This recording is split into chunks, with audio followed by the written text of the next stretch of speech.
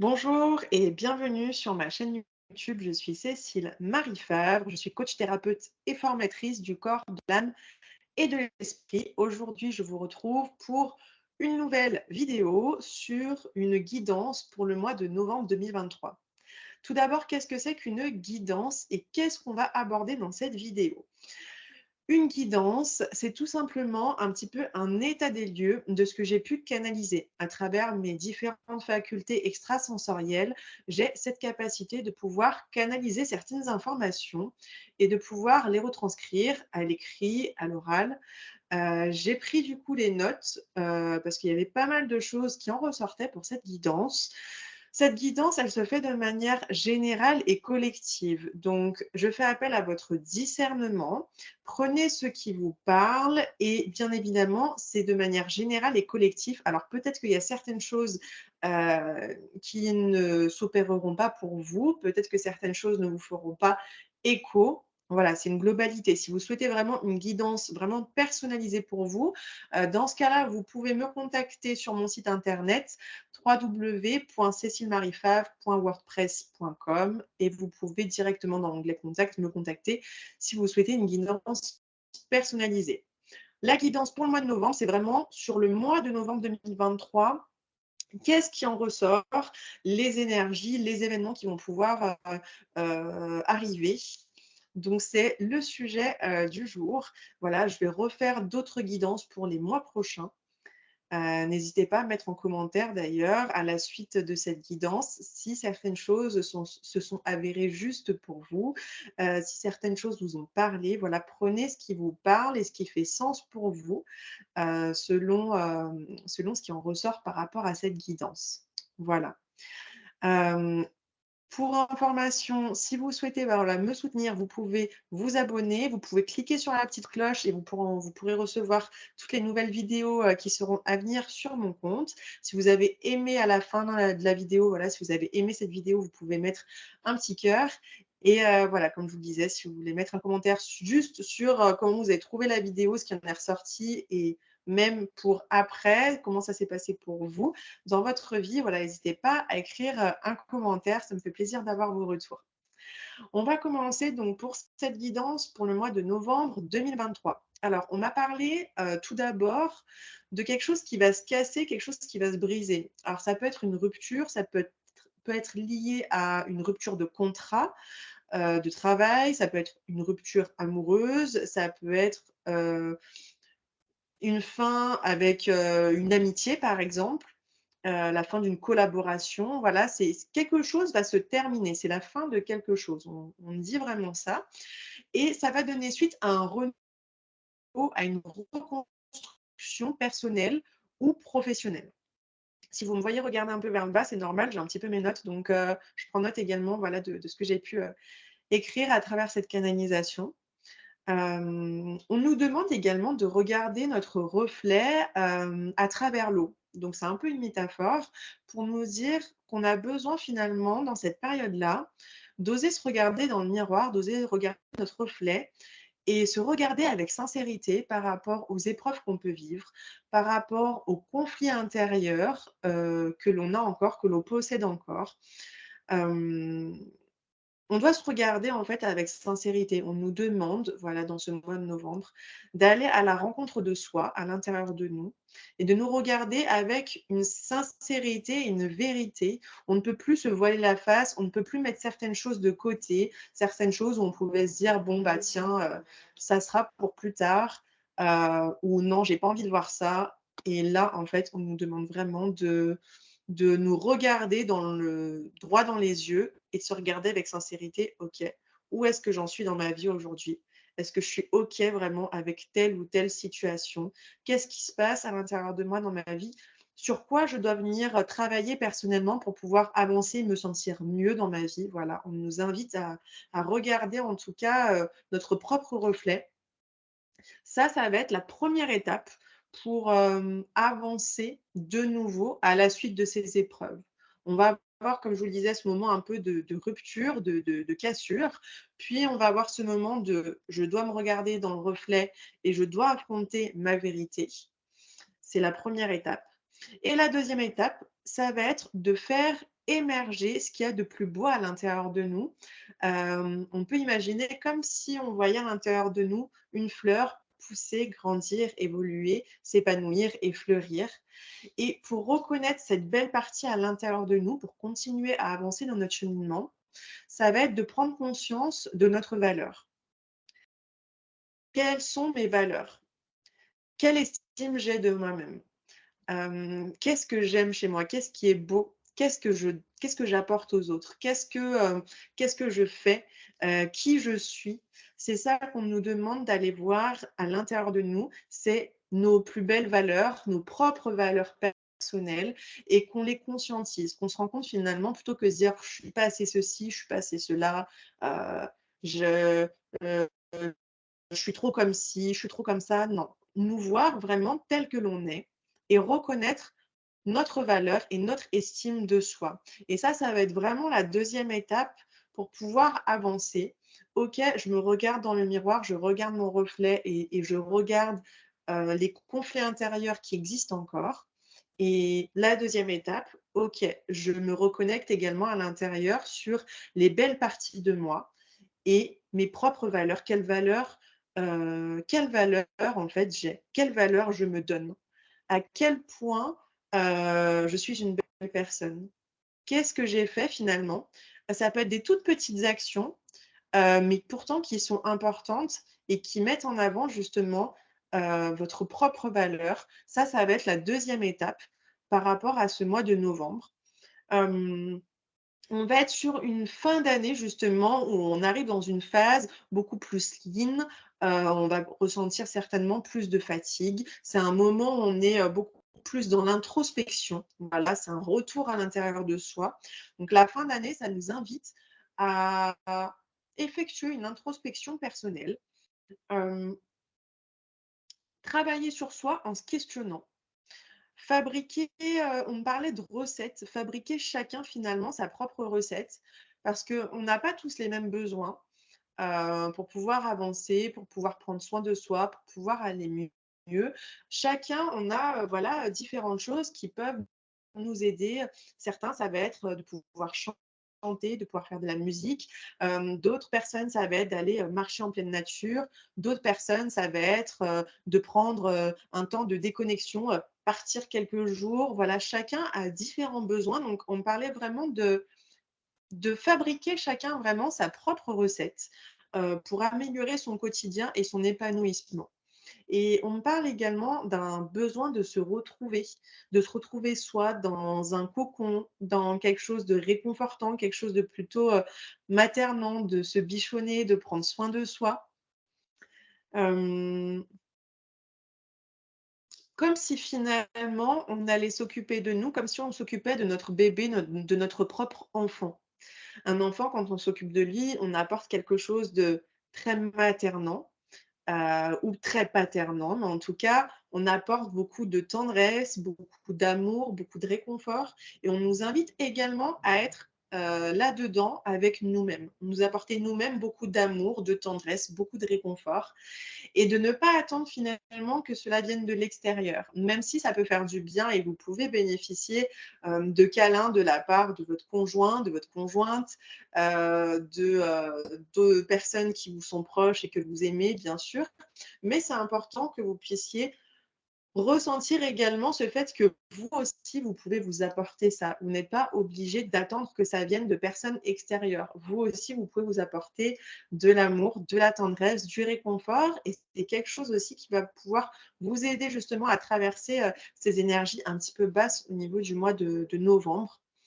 Hem, Comme je vous l'expliquais, voilà, s'apporter ce côté maternant envers, nous-mêmes. Et on aura aussi besoin, je vous parlais du coup d'introspection, on aura besoin de calme et d'introspection, c'est-à-dire que pour être dans des états d'introspection, on va devoir par exemple, s'isoler, ça peut être pour lire. Alors peut-être que vous pouvez lire, des livres qui vous parlent, qui vous touchent, des livres, de développement personnel, des livres de développement spirituel, des livres qui sont des romans et qui font écho, bah, tiens, une situation en particulier que vous vivez vous vous sentez appelé par ce livre, allez-y, prenez finalement, ce qui vous parle parce que je pense que, même si je vous dis: «Ben, tenez, il y a ça comme livre hyper intéressant en développement personnel, en développement spirituel», vous allez peut-être pas avoir les mêmes besoins que ce que je vais vous proposer en termes de livres parce que, bah, vous serez, ben, sur autre chose. Donc, faites confiance à votre intuition, voyez vers quoi vous êtes aiguillé. Peut-être que l'introspection peut se faire à travers la lecture, mais ça peut être aussi de manière différente. Ça peut être aussi par le biais de l'écriture. Certaines personnes peuvent également, sentir ce besoin d'écrire, soit écrire un peu comme un journal intime et écrire, bah, justement, voilà, où on en est dans sa vie actuellement, ce qu'on a pu traverser. Soit ça peut être écrire, faire le on arrive en novembre 2023, voilà, faire le bilan un peu de cette année 2023. Ça peut être écrire, certains questionnements profonds que l'on se pose et qu'on veut prendre le temps de répondre pour pouvoir avancer. Vous pouvez, voilà, de différentes manières avoir, justement envie, d'écrire et de prendre ce temps-là pour vous, pour, prendre ce temps calme, vous reconnecter à vous-même et savoir justement, bah, tiens, est-ce qu'il y a telle chose, je dois vider, j'ai besoin de vider mon sac, OK, je vais écrire tout ce qui me pèse finalement. Ah tiens, je suis un peu perdue, je ne sais pas trop quel chemin emprunter. Tiens, bah, je vais écrire les différentes possibilités, qui se proposent à moi. Donc vous avez ce biais-là, voilà, à travers l'écriture et puis vous avez également, la possibilité, par exemple, de méditer. Méditer, c'est aussi un moyen de pouvoir, être en introspection. Méditer, ça peut également vous apporter certains éléments de réponse. Parce que quand on établit le calme à l'intérieur de soi, il y a certaines choses qui vont émerger. Soit ça va être, de nouvelles idées, soit ça va être, ben, tiens, une révélation, quelque chose qui va se déclencher à l'intérieur de vous et finalement, vous allez tout de suite savoir, ben, en fait, quelle décision vous devez prendre, quel choix vous devez faire. Donc la méditation, c'est aussi un moyen de rentrer en introspection. Hem On me parle également de faire les choses avec beaucoup de conscientisation. C'est-à-dire que, voilà, les moments, par exemple, où vous allez prendre le temps pour vous de vous recentrer, de prendre des moments de calme. Ça peut être un bon bain chaud, ça peut être, un temps de réconfort à travers un livre, ça peut être, voilà, de différentes façons. Prenez conscience de ce que vous êtes en train de faire. Prenez conscience de de ce que vous êtes en train de faire, de ce que vous êtes en train de vivre, de ce que vous êtes en train de penser également. Plus vous allez mettre de la conscience sur ce qui se passe, plus vous allez être aussi attentive sur ce qui va se dérouler autour de vous. Peut-être certaines opportunités qui vont arriver, peut-être certaines choses, voilà, qui finalement, vont vous permettre également de pouvoir mieux vous ancrer. Plus vous allez être conscient de ce que vous avez fait durant votre journée, de ce que vous êtes en train de faire, de ce que vous êtes en train de ressentir également en termes d'émotions, plus vous allez conscientiser toutes ces petites choses, plus vous permettre justement de mieux vous ancrer. Plus vous allez être, ancré, mieux votre système immunitaire sera robuste et plus vous serez conscient de ce qui se passe autour de vous, moins vous allez oublier certaines choses. Donc voilà, on nous appelle en tout cas sur ce mois de novembre et j'ai envie de dire c'est de manière générale dans la vie de tous les jours, mais particulièrement ce mois-là, on me fait part, voilà, qu'on doit être très attentif sur le fait de conscientiser ce qui se passe dans notre vie, ce qu'on fait et ce qu'on est en train de vivre. On parle également de du f un franchissement d'une étape importante, mais qui s'effectue plus de manière individuelle. Pas forcément collective, mais plus de manière individuelle. Voilà, un petit peu chacun pour soi. Hem, il va falloir qu'on soit attentif aussi, faire attention aux énergies que peuvent dégager les personnes autour de nous, notamment les personnes qui vont être beaucoup dans de l'appréhension. Hem Je ne sais pas s'il va y avoir certaines choses au mois de novembre, en tout cas, où, il va y avoir des vagues de peur, d'angoisse, de choses qui vont amener, un peu notre monde à agir en termes de peur et d'appréhension. Mais en tout cas, voilà, on nous demande de faire très attention aux personnes qui sont dans ces sensations-là, dans ces sentiments-là d'appréhension, parce qu'elles vont dégager certaines énergies, qui vont nous impacter également de nous-mêmes. Donc vraiment arriver à prendre de la distance émotionnelle avec les personnes de notre entourage, de notre travail, les personnes qui seront dans ces circonstances-là, pour ne pas être affectés. Pourquoi? Parce que si vous allez, entrer en contact avec des personnes qui vont être dans de l'appréhension, dans de la peur, qui arrivent à vous communiquer cette appréhension et cette peur. Là, qu'est-ce qui va se passer? Vous allez absorber les énergies des autres, des uns et des autres. Vous allez absorber également leurs émotions. Vous allez vous aussi vous sentir dans cet état d'appréhension et de peur. Et qu'est-ce qui se passe quand on est dans l'appréhension et dans la peur?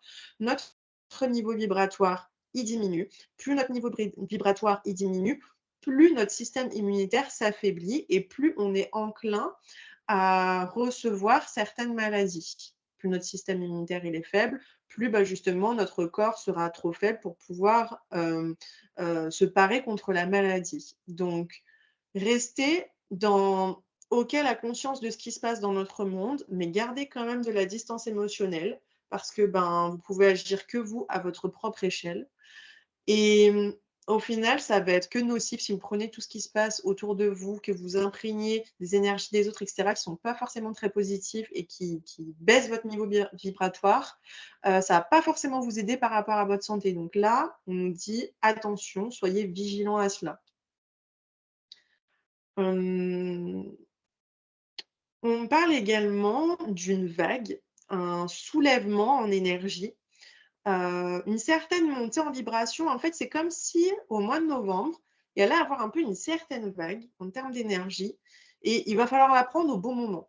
C'est-à-dire qu'il y a peut-être certaines opportunités, certaines personnes, certains événements, certaines choses qui vont venir à vous ou que vous allez voir, entendre, qui vont vous permettre justement de monter en vibration, de pouvoir prendre soin de vous, d'avoir du temps pour vous, de vous connecter plus profondément à l'intérieur de vous.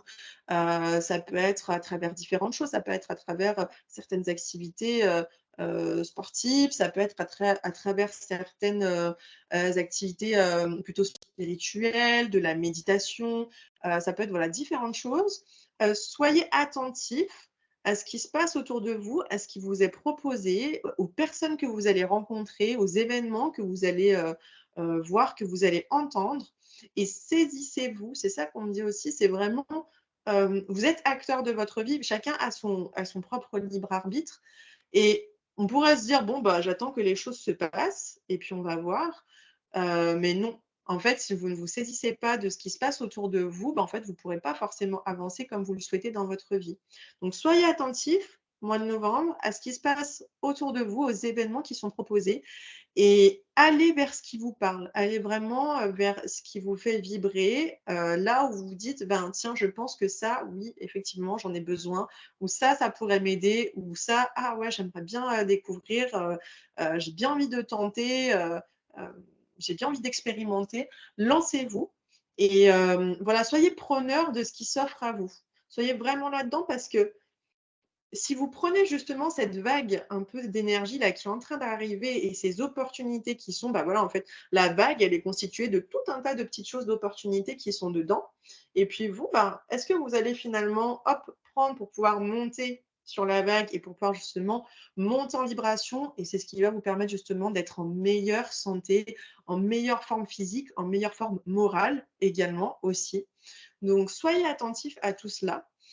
Hem On parle également de ce qu'on doit faire également pour tenir le plus longtemps possible sur cette vague-là. Parce que, ben, à un moment donné, la vague, elle finit forcément par redescendre. Et c'est comme tout dans la vie. On peut vivre des moments très, très hauts, très, très forts, magnifiques dans notre vie. À un moment donné, forcément, on va redescendre.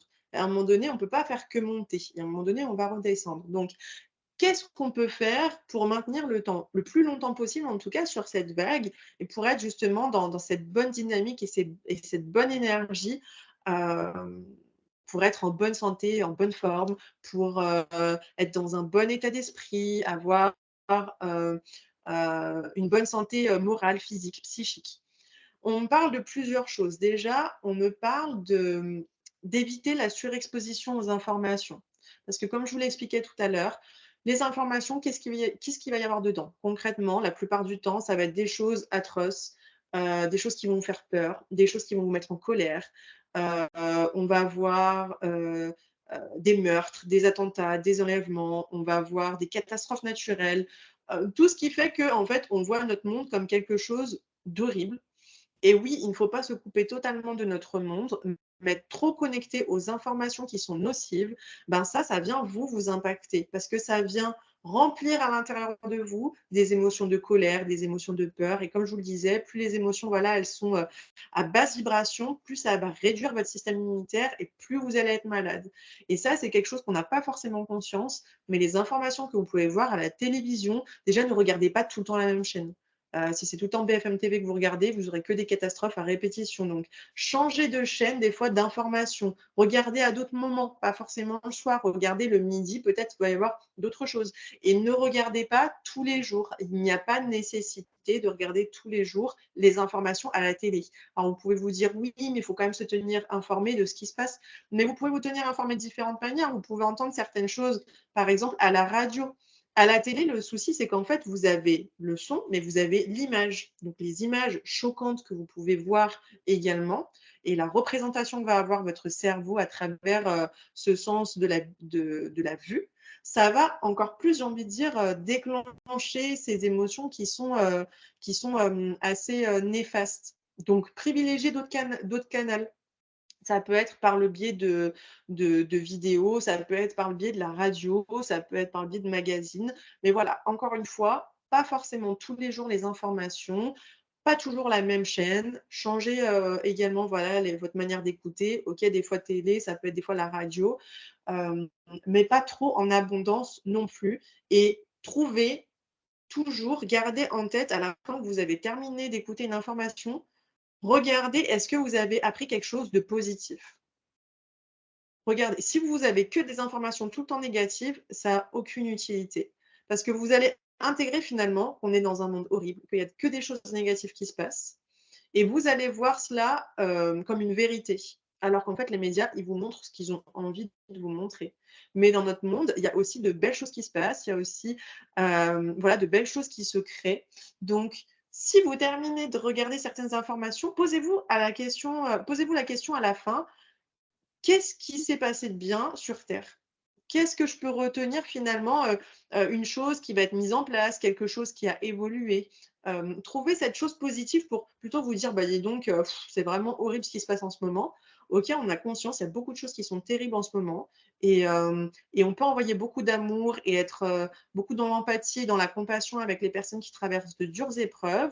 Ça ne veut pas dire pour autant qu'on se détache totalement. On peut amener ce côté, ben, cette pensée de je soutiens et j'apporte, mes prières ou j'apporte, de la joie ou j'apporte de l'amour ou j'apporte mon soutien, juste par le biais de ma pensée, voilà, juste une énorme pensée pour les personnes qui vivent telle situation. Voilà, ça vous pouvez le faire. Mais rappelez-vous toujours à la fin, bah, tiens, qu'est-ce que, j'ai retenu de positif aussi à travers ces informations? C'est très important de garder quand même quelque chose qui reste positif. Donc on pour rester, voilà, dans cette vague justement le plus longtemps possible en haut de la vague, donc il y a ça à prendre en compte, éviter la surexposition aux informations.